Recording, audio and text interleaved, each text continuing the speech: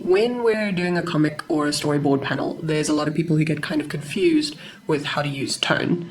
Approaching tone as a general shadow layer for your characters might be the first step, a la something like this. But you can push it so much further to a point where your composition is actually improved by how you use tone. So I'm going to go through kind of what I now think of as the 4 layers of tone that you can do to treat your comics with. And I'm going to try and demonstrate it on this panel that I have already done. Mostly because it's a layered panel, there's some stuff that's close to the frame, and then there's this whole layer where some characters are flying quite close to the frame here, and you can see these characters riding on these like dragon things, and then there's a whole complex, rather steep view of the city below them that they're flying over. So with that kind of complexity, you need to be very specific about what you're going to do for your composition. So I'm going to carry on with, I think I'll keep that shadow layer right there. And that's like the first step, is just purely going with a shading layer, kind of that, you know what I'm talking about. It's that sort of shading layer where you go onto, where's my eraser here? It's that kind of first shading layer where you just choose a side of the character and you do a piece of shading alongside them. And that's okay. All you really want to make sure what you're doing there is that loosely you are respecting the angle of you're respecting the angle of the light and where it's coming from. It's not so terribly important, at least in my mind, that you are absolutely spick and span with where that lighting comes from. You don't have to get clinical about it. I push and pull lighting in my scenes all the time if it serves the story better. I chop and change it a lot, but I do have a lot of experience with how to do lighting.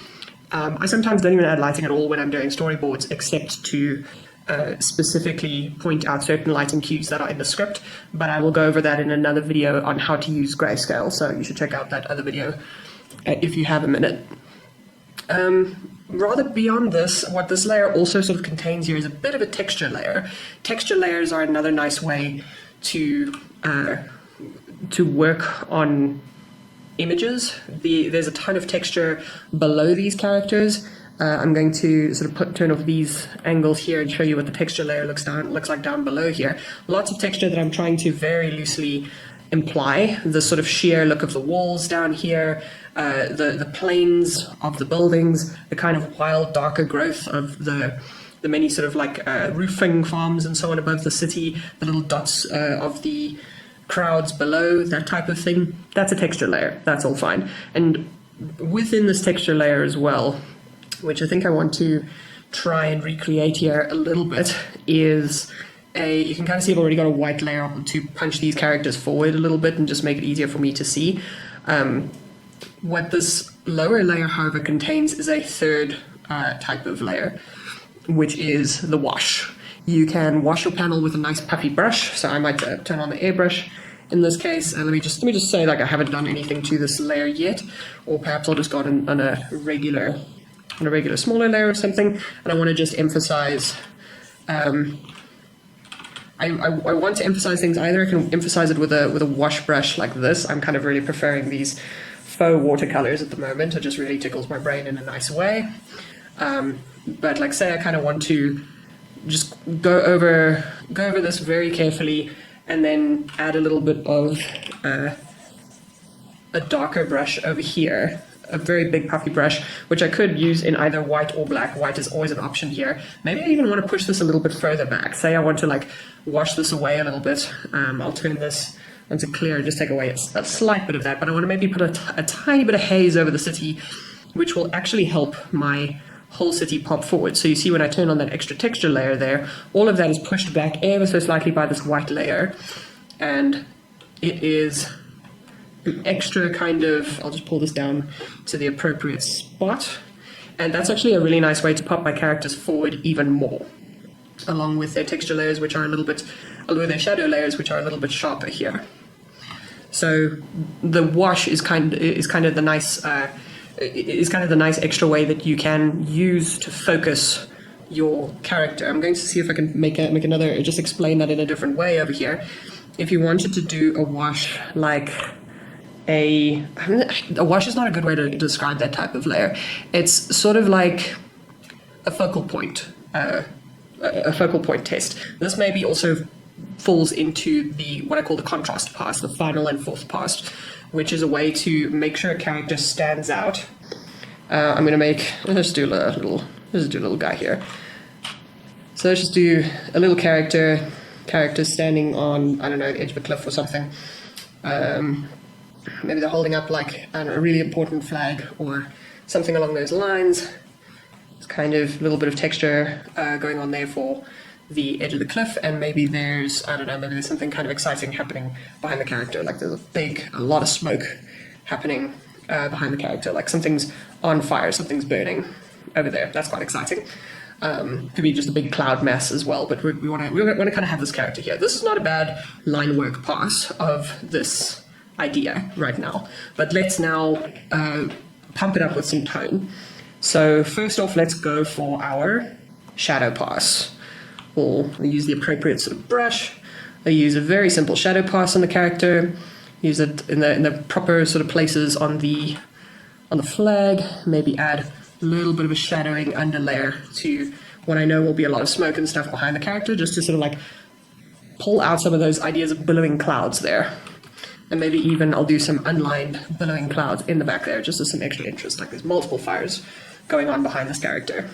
So shadow pass, not very like into shadow pass. I might look at the cliff and kind of go, the cliff could kind of use some shadow, but is that more of a texture pass? Maybe I just do a little bit of crisscrossing striations across the thing, just to give this idea of like a broken up sort of surface, a sheer cliffy sort of surface.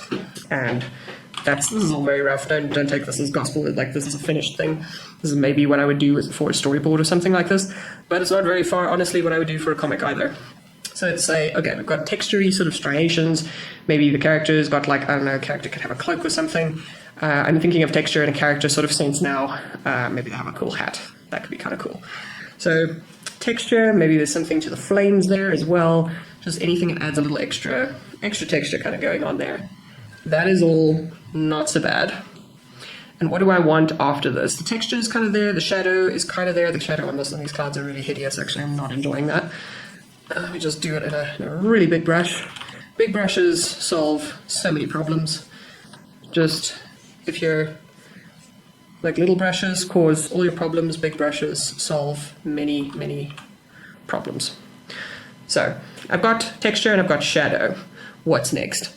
Now I want kind of this hard to talk about concept of contrast and focal point, because if we're just looking at this picture, what we're seeing here is a character against a kind of a busy-ish background with an important symbol that we really want the symbol to stand out, and a bit of a busy underlying thing. So this is where a big puffy brush, the bigger the brush, the less your problems. This is where a big puffy brush really comes in handy. You'll notice that I'm also doing all of this within a bounding box so that all my mistakes can be put into a single place. I'm going to wash over there, just a big puffy buff brush on the bottom of the thing. I'm not even going to clean up where it's gone over the cliff edge. I'm going to decide that I want the character, I actually want that black smoke to kind of, oops, I actually need to get rid of my background. This is where my lasso tool is going to come in. I actually want this character to stand out bright against the background. The background is going to be, like, the smoke is going to be dark, and I'm going to use a combination of that big wash brush and my contrast layer. So I'm going to pick out this big smoke behind him, go back to my really big puffy brush, and just kind of go in there. 1 or 2, 3 strokes is all it really requires. Come back out. Now my character and his symbol, their symbol, is coming out really nicely against the background. And I'm seeing just a little extra thing I can do here, which is a little white outline, which is not going to go at all amiss. It's the only time your brush gets small. So I'm going to go, this might be a little bit difficult because I've gone and done all of this on the same layer, but this is where I might go and pick out the outline of the character on that background. Just up the contrast, because your eye goes to the place of highest contrast. So if you have a lot of similar tones kind of happening in your shot, upping the contrast by outlining a character in either black or white, depending on what their background is, or maybe isolating the character by making, because we could have easily gone in the opposite direction, made a character like this and made his tone And like, we could have picked him out like that. In fact, we can do that if we want to do something like, maybe that gives me an idea of like, maybe make a couple of extra characters over here, just using the lasso tool real quick. Just vague little head shapes. And that can be kind of like, I don't know, they're like this conquering army, or this, and maybe they're a surrendering army, who knows. But I can like go in and put like some fellows and people over there. All of this is extremely storytelling focused. You can tell that I'm not paying a ton of attention to the realism of the panel that I'm trying to get across. I'm more playing with tones and layers to get a strong story point across. So that I think sort of illustrates nicely these ideas that I'm trying to bring across about tone. So just one more time, that is, so, Lord, doesn't matter. It's not in the right thing. First one will be shadow. Number 2 will be texture. 3 will be washes, or large surface areas. Large surface treatments, really. And 4 will be contrast play.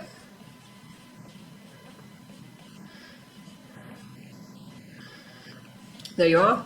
I hope that was helpful to you, and that you can apply these to your comics, to your stories, and help you understand the nature of tonal design a little bit better. Thanks for tuning in. Have a good one.